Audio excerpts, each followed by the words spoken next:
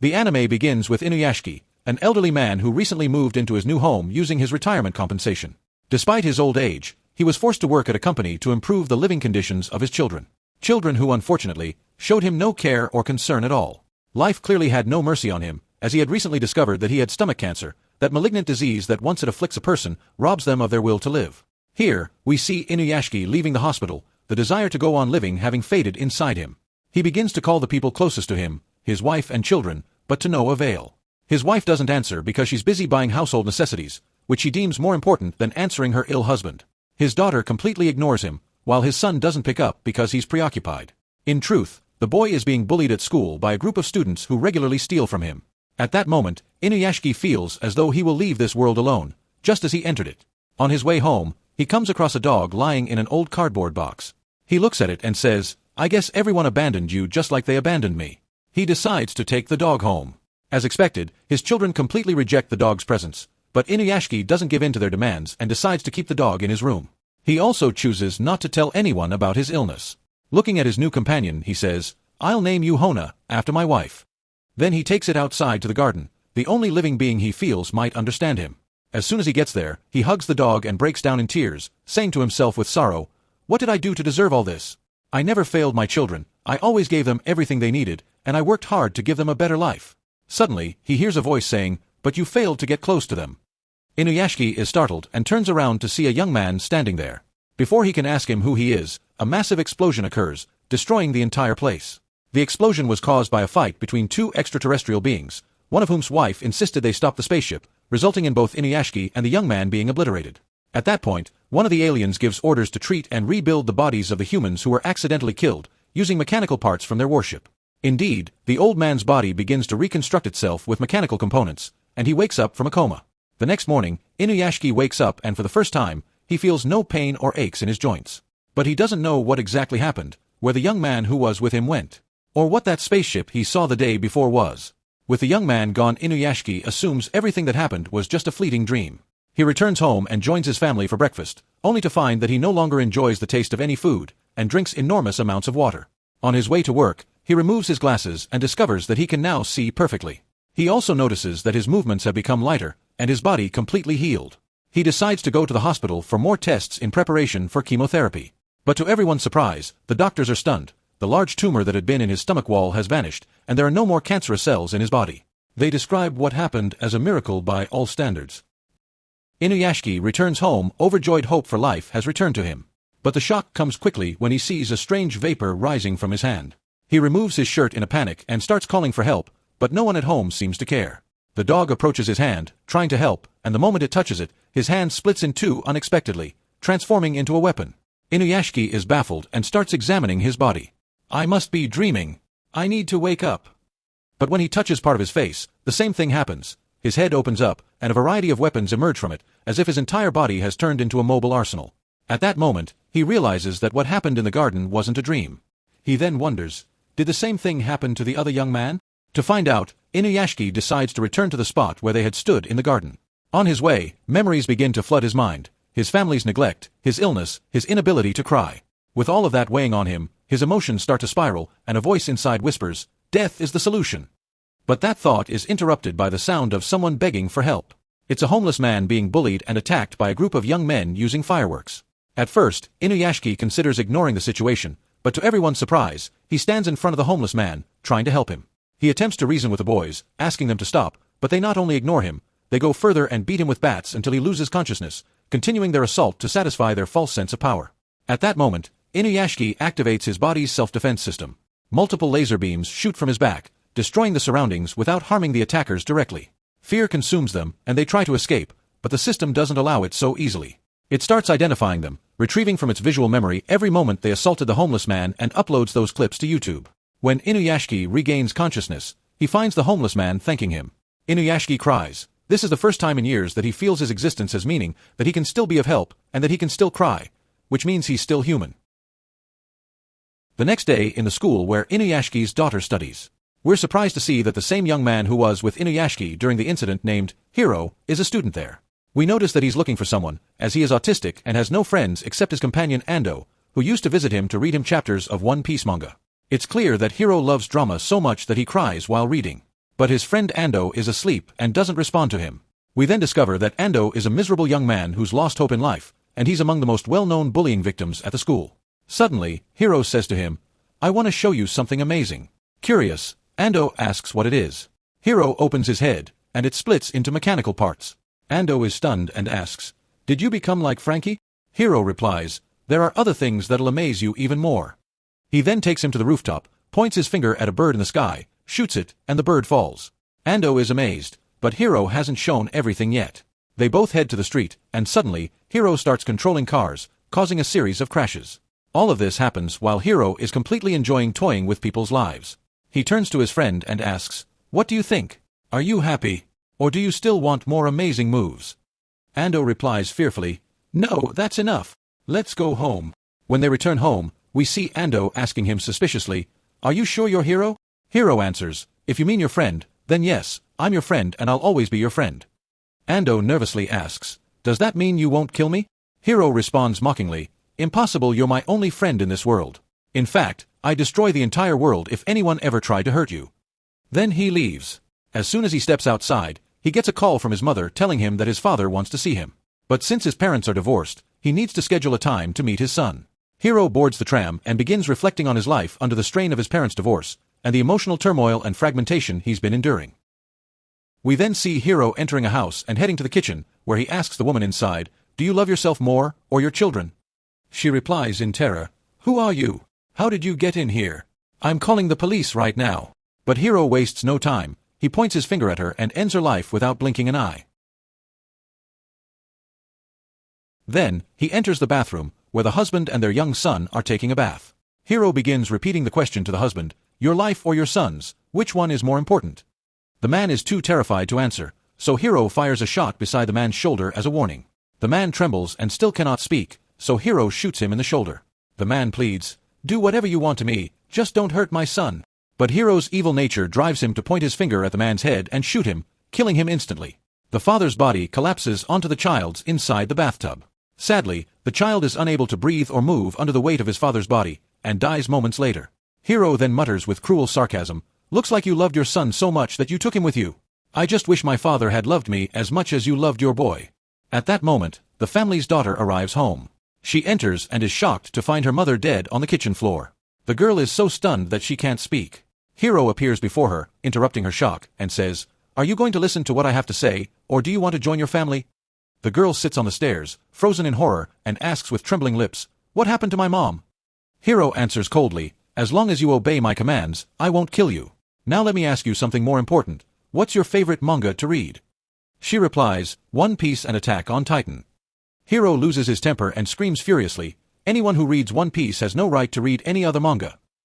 He slams his hand down beside her, terrifying her, then says, "Don't be scared. I won't kill you. But I will punish you for betraying the greatest manga of all time." He grabs her hand and runs his finger across her palm, cutting a deep gash that causes her to cry out in pain.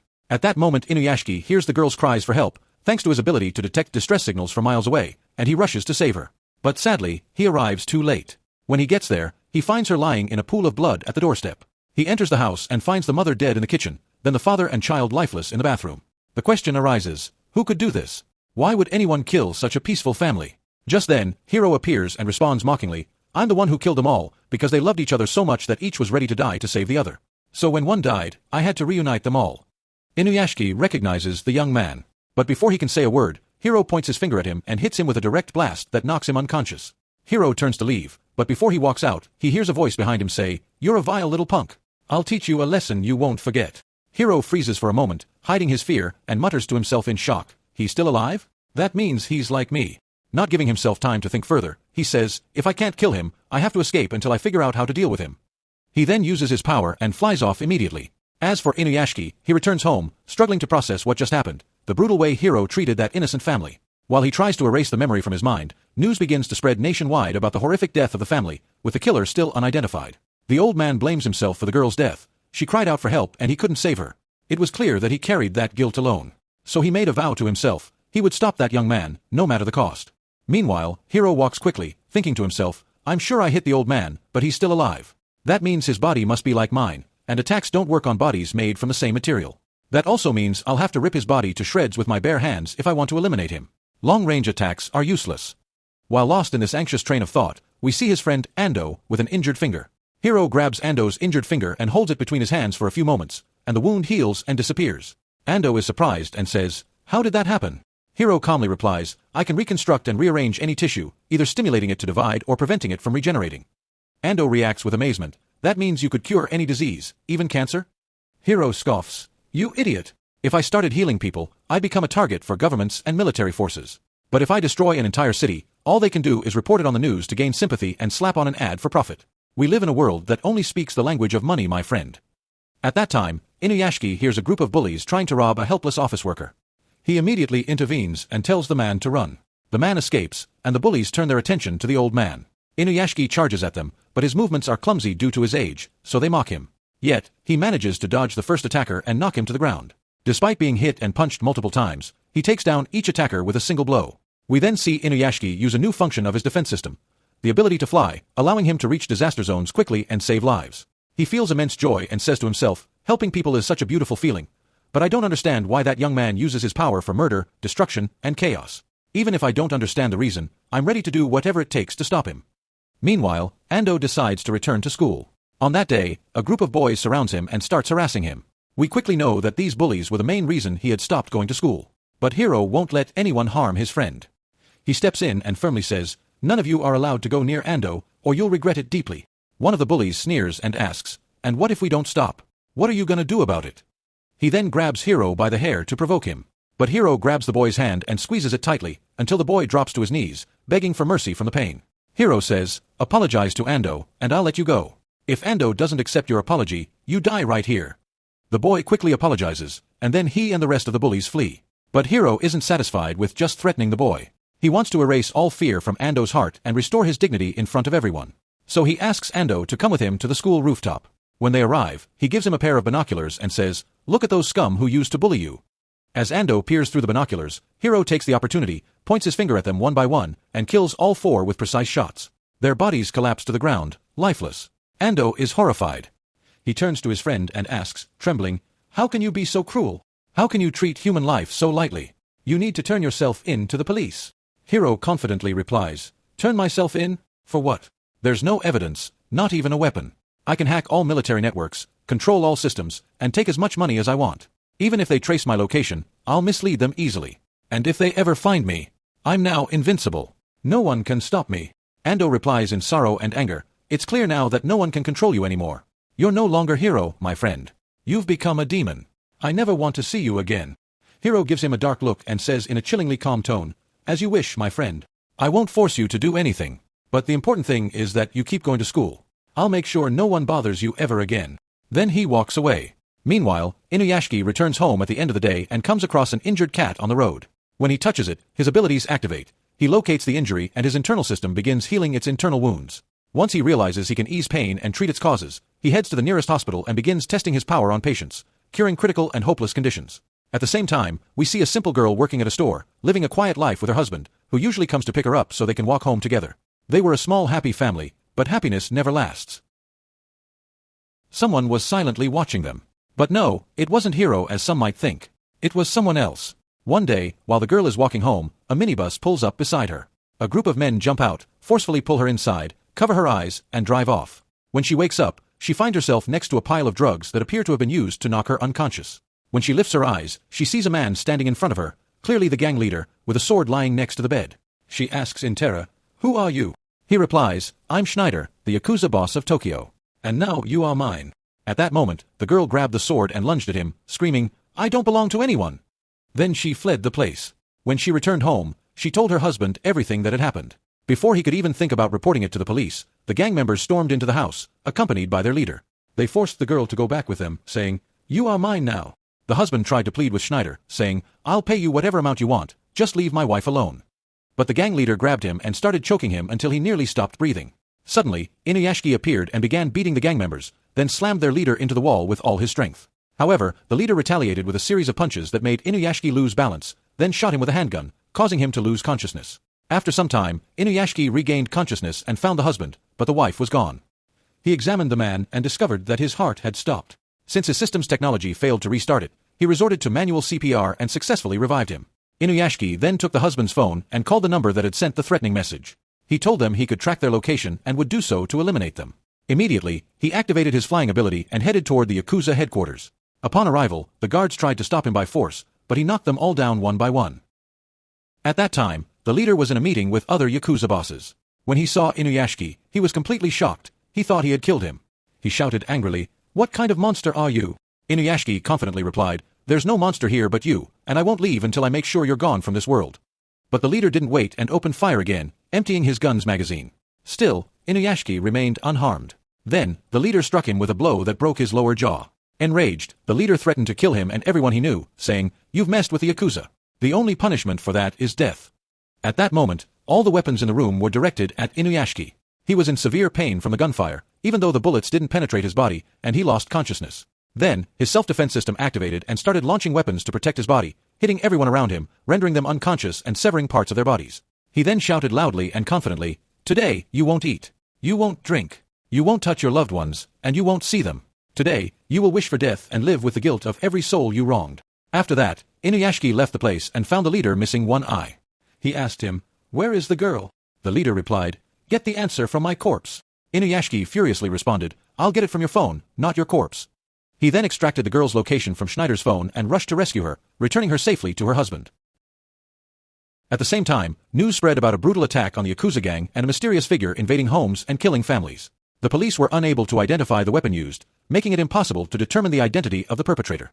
Elsewhere, rumors were spreading at school that 𝐬𝐻 was the one who killed the students, especially since he had argued with them just an hour before the incident. Meanwhile, Ando was browsing the internet searching for explanations about 𝐬𝐻's supernatural abilities, but found nothing useful. However, he came across a news article about miracles happening in Japan, patients waking up from comas in hospitals without any treatment. This was exactly like what 𝐬𝐻 had told him earlier, that he could cure cancer. Could 𝐬𝐻 really be the one who healed those people? But Ando dismissed the idea. It didn't make sense that someone could heal people on one side and kill them on the other. Ando thought that maybe someone else had the same abilities as 𝐬𝐻. If that person was using them for good, maybe they could help him stop 𝐬𝐻. Remembering that 𝐬𝐻 once told him he could hear voices from miles away, Ando began shouting loudly, "Someone save me! I'm afraid of dying." He repeated it several times, but got no response. He thought his plan had failed or that his reasoning was flawed. But his thoughts were interrupted by the sound of the doorbell. When he opened the door, he found 𝐜𝐮𝐤𝐬𝐬𝐷 standing there. Overjoyed, he said to himself, "I was right. My reasoning never fails. He heard me. And since you're not wearing regular clothes, that means you flew here." Ando got to know 𝐜𝐮𝐤𝐬𝐬𝐷 and took him to his room, explaining everything. "I have a friend who has the same abilities as you." 𝐜𝐮𝐤𝐬𝐬𝐷 then remembered the young man he met in the park and said, "Yes, I know him. But do you know what this boy has done?" Ando replied, "Of course I do, and that's why I'm asking for your help. I want to stop him, save him, and protect the world from his evil. If there's any way to stop him without hurting him, please use it. He's my only friend, and my hope of getting him back rests on you." 𝐜𝐮𝐤𝐬𝐬𝐷 understood Ando's feelings and said, "I can deal with him the same way I deal with 𝐤𝐻𝐻 gangs." But Ando screamed in horror, "No, my friend isn't a criminal. It's the machine inside him that changed him." 𝐜𝐮𝐤𝐬𝐬𝐷 then recalled the moment of despair he felt in the park when he heard a voice inside him saying, "Death is the answer." He realized then that the machines implanted in them influenced their awareness and decisions, but the effect varied depending on the level of despair a person felt. The machines sense psychological weakness and begin to gradually take over. Ando said, "I'll give you all the information I have, but the most important thing is to get back the 𝐬𝐻 I used to know." At school, a girl named Cheyenne had been watching 𝐬𝐻. It seemed she had a crush on him, so she approached him and confessed her feelings. But he ignored her and said he wasn't interested in love at the moment because he had more important matters. Then he went to visit his father and spent the night with him before returning to his mother. Meanwhile, Ando and 𝐜𝐮𝐤𝐬𝐬𝐷 began training to enhance 𝐜𝐮𝐤𝐬𝐬𝐷's abilities to match 𝐬𝐻's level, but it wasn't as easy as they thought. Later, we see 𝐬𝐻 at home, where his mother told him that she had pancreatic cancer that had spread to her lungs and that she only had a few days left to live. She asked him to go back to living with his father. 𝐬𝐻 was deeply affected by her words and hugged her. Then, his internal system began identifying the location of the tumor and started healing it without his mother feeling any pain. On the other side, 𝐜𝐮𝐤𝐬𝐬𝐷 continued his training and began to master turning his hand into an armed cannon. Signs of progress in his abilities were becoming evident. 𝐬𝐻 returned to school and received a call from his mother, who excitedly told him that she had visited the hospital and was told that the tumor had completely disappeared and she was cured. She added that perhaps there had been a mistake in the previous scans or they were mixed up with someone else's. She wanted to see him so they could celebrate the happy news together. When they returned home, he told her he had won an award from school for excellence. She believed him and was overjoyed. So he wouldn't be lying. 𝐬𝐻 stole money from nearby ATMs and moved with his mother into a larger house in central Tokyo, significantly improving their standard of living. But evil always catches up with those who do wrong, and the shock came. While Hiro and his mother were watching TV late at night, they saw a news report stating that the police were close to capturing the killer who had been targeting families. Hiro became afraid for his mother's safety and decided to leave the world of crime forever. But the doorbell rang at night. His mother answered it to find someone asking about Hiro. Suddenly, the police stormed the house and surrounded Hiro. He was faced with two options: surrender or kill the officers in front of his mother and escape. The police tried to pin him to the ground. He didn't want to use his powers in front of his mother, but he had no choice. He killed all the officers at the door and fled the house in tears, realizing he could never return home again. As Hiro escaped, news channels reported that the killer's identity had been discovered. Hiro, a high school student who had killed 15 people so far, and the government offered a cash reward for anyone who could provide information leading to his arrest. At that time, Hiro was sitting with an elderly woman who was later revealed to be 𝐿𝐤𝐤𝐬𝐷's grandmother. They were watching the news when Hiro heard the anchor say that the killer used to kill animals as a child and that doctors confirmed his deviant behavior stemmed from his parents' separation. When 𝐿𝐤𝐤𝐬𝐷 returned from school, Hiro asked her, "Are you sure I can stay here? Won't your parents come back?" She replied, "No, they won't. They died of cancer 5 years ago." Meanwhile, as Hiro remained on the run, 𝐤𝐤𝐤𝐬𝐷 intensified his training to enhance his defensive capabilities. Ando told him, "I saw Hiro use a feature that allows him to connect to the world wirelessly without any device." He then asked 𝐤𝐤𝐤𝐬𝐷 to place his finger on a small flash drive. As soon as he did, a USB port opened in his finger. Ando inserted the flash drive and said, "I'll upload all the apps you need for communication. That way, you'll be able to make calls and get news without a phone, just like Hiro." After the apps were installed, 𝐤𝐤𝐤𝐬𝐷 tried flying to test the limits of his wireless network, but due to his incredible speed, he accidentally reached a satellite. Meanwhile, Hiro was sitting and crying in 𝐿𝐤𝐤𝐬𝐷's house because he had seen his mother on the news apologizing to the public for her son's actions, while being bombarded with insults and death threats on social media. Some demanded her punishment, while others called for her execution. The next day, devastating news broke: Hiro's mother had committed suicide. The news hit Hiro like a thunderbolt. Upon hearing it, he flew into the sky and screamed into the void, but no one heard him. The following day, journalists gathered outside Hiro's father's house and began questioning him. "Where were you when your son went astray? Why didn't you try to stop him in his childhood?" The father had nothing to say except to offer a public apology to the world for his son's actions, as he was just as shocked by them as society was. At that moment, Hiro appeared at the end of the street and opened fire on the journalists who were in front of his father, killing them all, leaving only his father alive. Hiro looked at him, then flew off into the sky again. His mother had been the last barrier preventing him from committing crimes. Now that she was dead, he told himself, "I will take revenge on everyone who caused my mother's death." Hiro began browsing websites that had published offensive or threatening comments about his mother and wrote to the users, saying, "I will kill you all, one by one." Some mocked his threat and replied, "Do it if you can." Suddenly, one of them received a video call. Hiro's image appeared on the screen. As soon as he answered, Hiro shot him, first in the leg, then in the jaw, and finally killed him. The incident was recorded and posted on the same websites where the threats had been published. Hiro wrote, "I will kill you all, one by one." The same tragedy repeated itself. One victim was walking down the street, another inside a mall, another in his car. In just half an hour, Hiro had killed 15 people. Hiro returned to 𝐿𝐤𝐤𝐬𝐷's house and went to sleep, where for the first time he had a strange dream. He found himself standing on a subway platform and saw someone next to him throw themselves onto the tracks to end their life. It was the first time Hiro had seen someone die right in front of him. Strangely, he felt no sadness. Instead, he experienced a bizarre sensation, closer to joy, even to pleasure. The next day, 𝐿𝐤𝐤𝐬𝐷 went to school and began hearing news about the crimes Hiro had committed. She couldn't believe what she was hearing because she loved Hiro deeply. She rushed home and asked him, "If they caught the killer, could you return to a normal life?" Hiro replied mockingly, "I'm the killer. Yes, I am. I've killed many people." 𝐿𝐤𝐤𝐬𝐷, stunned, said, "Stop lying. Why would you kill people anyway?" He answered, "I'm the one who broke into houses and threatened families. Just yesterday I took out dozens of journalists. I'm no longer human. I lost my soul a long time ago in that park. I've turned into something else, a machine with no heart." Still in shock, she said, "No matter what you say, I'll always see you as the hero I've always loved." To prove he was telling the truth, Hiro grabbed a knife and tried to cut himself, but failed. He said, "See? I don't even bleed anymore. Look," and revealed a built-in cannon in his back. But 𝐿𝐤𝐤𝐬𝐷 continued to deny what she was seeing. "You're human. I won't believe anything else."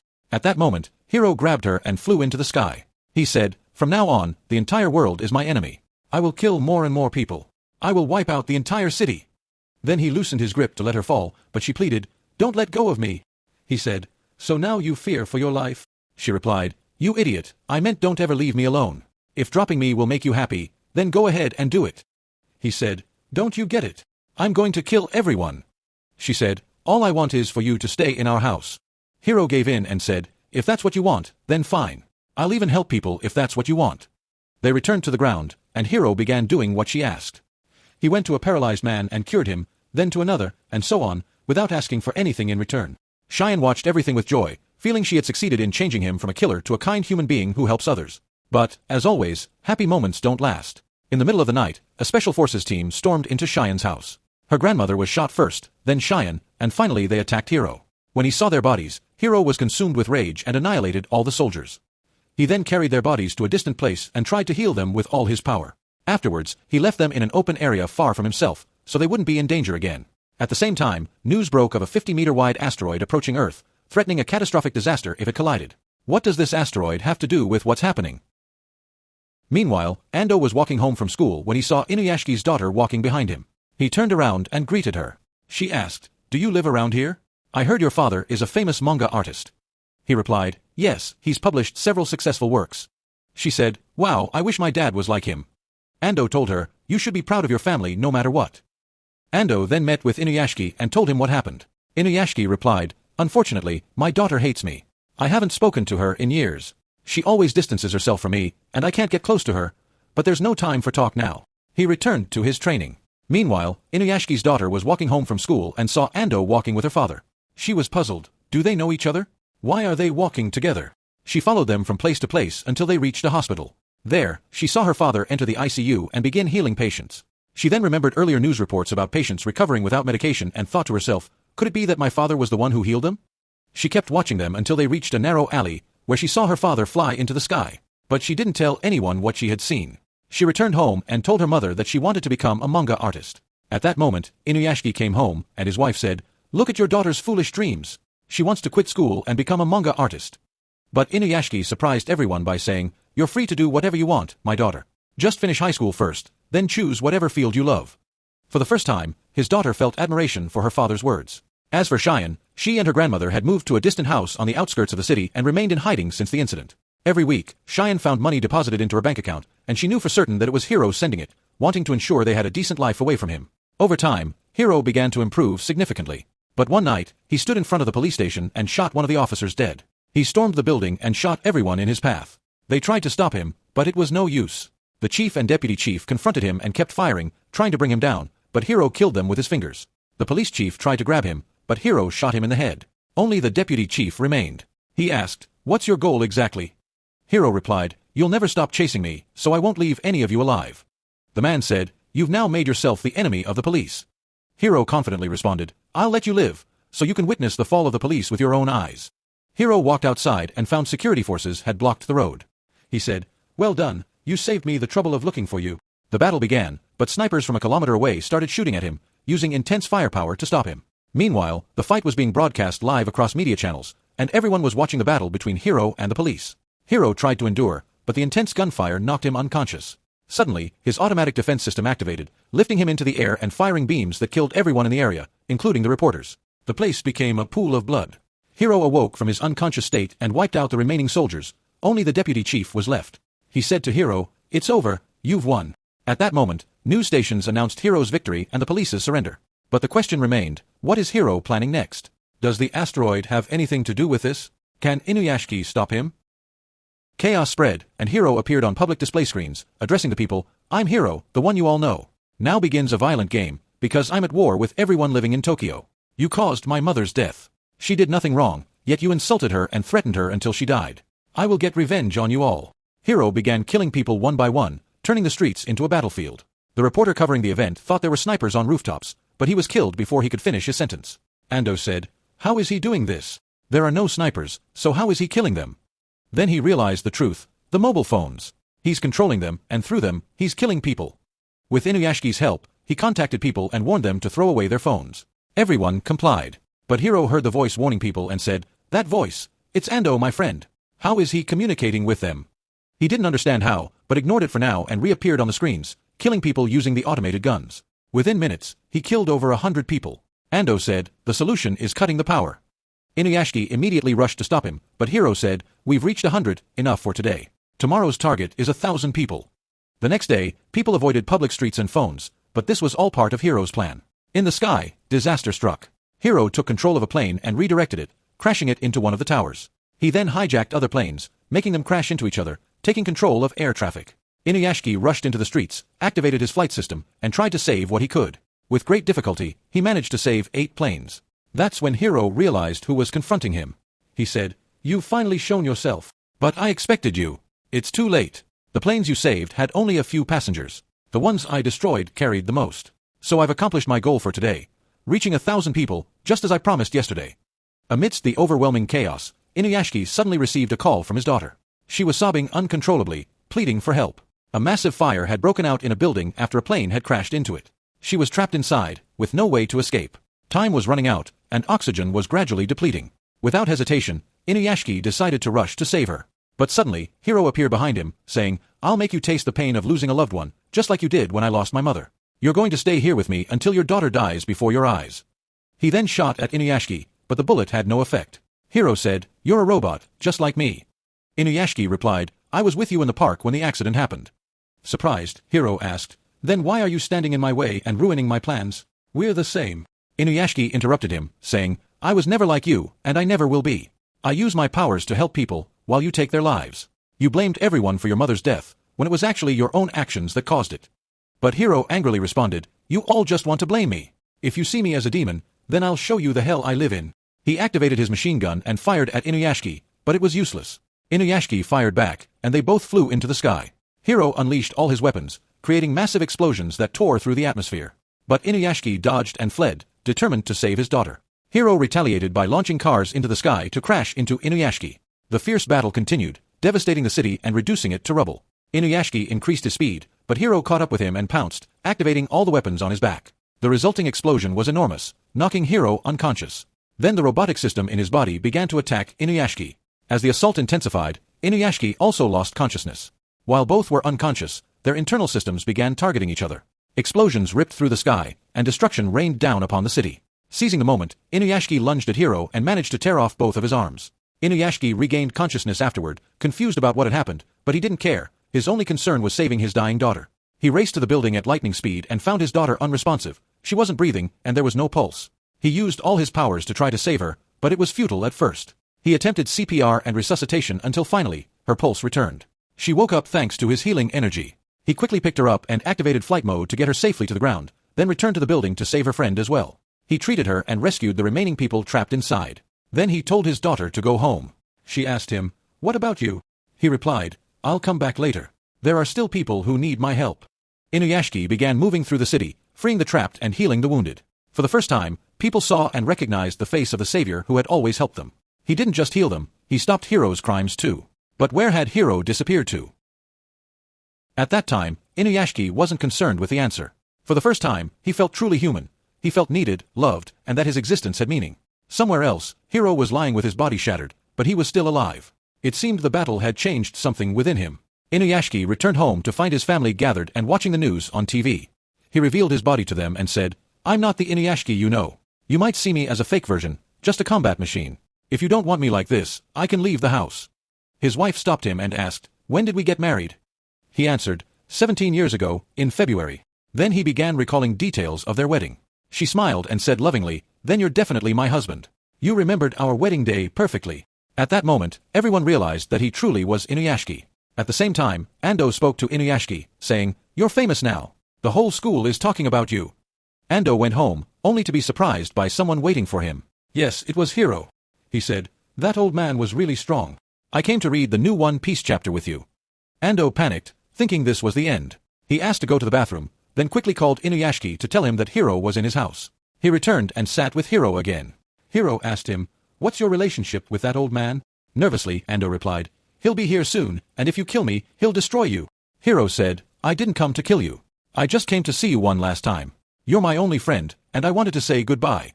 Ando yelled at him angrily, "You're a killing machine. How many lives have you taken? And now you come to me saying I'm your friend." Hiro responded, "I heard you talking to him. I could have ended the call, but I didn't. What you don't understand is, if I wanted to kill you, I would have done it a long time ago. But I didn't. I wanted to tell you that you were closer to me than my own family, and you always will be, no matter what." 𝐤𝐤𝐤𝐬𝐷 arrived, but Hiro had already left. He went to see 𝐸𝐵𝐻𝑖𝑛 and her grandmother one last time, then disappeared. Meanwhile, 𝐤𝐤𝐤𝐬𝐷's family began getting closer to him. Even his son, who used to be friendless and distant, started to bond with him. He even expressed a desire to become a machine like his father. But 𝐤𝐤𝐤𝐬𝐷 explained to him that power isn't always a good thing. Some people use their power to kill. What truly matters is being a good human who helps others. And so, for the first time in 10 years, the family went out together, and life began to smile at 𝐤𝐤𝐤𝐬𝐤𝐻𝐾 once more. But, would it smile forever? 3 days later, news channels broadcast a terrifying report. A massive asteroid was heading toward Earth. Its impact could wipe out all life on the planet. The next day, the streets were empty. People turned to prayer and supplication. Ando called 𝐤𝐤𝐤𝐤𝐬𝐻𝐾 and said, "I'm scared. I don't want to die." 𝐤𝐤𝐤𝐤𝐬𝐻𝐾 reassured him, "I'll use all my power and abilities to lessen the impact of the disaster. I hear voices from all over the world. Everyone is crying out for help." 𝐤𝐤𝐤𝐤𝐻𝐾 said goodbye to his dog and stepped outside, where his daughter was waiting. She asked, "Where are you going, Dad?" He replied, "I'm going to the asteroid. I'm the only one who can save life on Earth. If I stay here, everyone will die. I'd rather die than see you, your mother, or your brother in danger." She cried and said, "If you go, you won't come back." He answered, "I won't give up until the end. And even if I die, I'll live on in all your memories." 𝐤𝐤𝐤𝐤𝐻𝐾 flew into space and reached the asteroid. He landed on it and began removing surface rocks to dig a hole deep into its core. He aimed all his weapons into the hole, but it didn't work. He continued digging and fired again, but still no progress.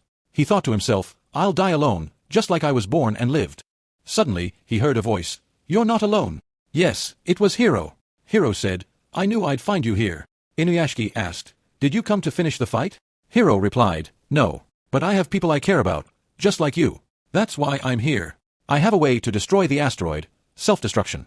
If I blow myself up, the asteroid will explode with me. But you, people love you and are waiting for you. I have no one left. Even the ones I loved either hate me now or are endangered by my existence. And besides, you tore off my arms. So help me, press your hand on my eye. That's the only way to activate self-destruction." 𝐤𝐤𝐤𝐤𝐻𝐾 pressed on Hiro's eye and then flew away from the asteroid. And indeed, Hiro exploded, destroying half of the asteroid. But the other half was still capable of ending life on Earth. There was no other option. 𝐤𝐤𝐤𝐤𝐻𝐾 said, "I must sacrifice myself to save everyone." He called Ando and said, "Hiro arrived and saved the planet. I want you to tell everyone that he was the one who saved the world." Then he pressed on his eye and activated self-destruction. His body exploded with the remaining asteroid in a powerful scene, a sacrifice the world would never forget. Days, months, and years passed. 𝐤𝐤𝐤𝐤𝐻𝐾's daughter became a professional manga artist. Her first work told the story of a man who turned into a robot and saved the world.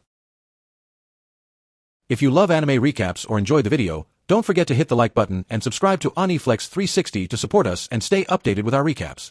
See you soon, in the next video.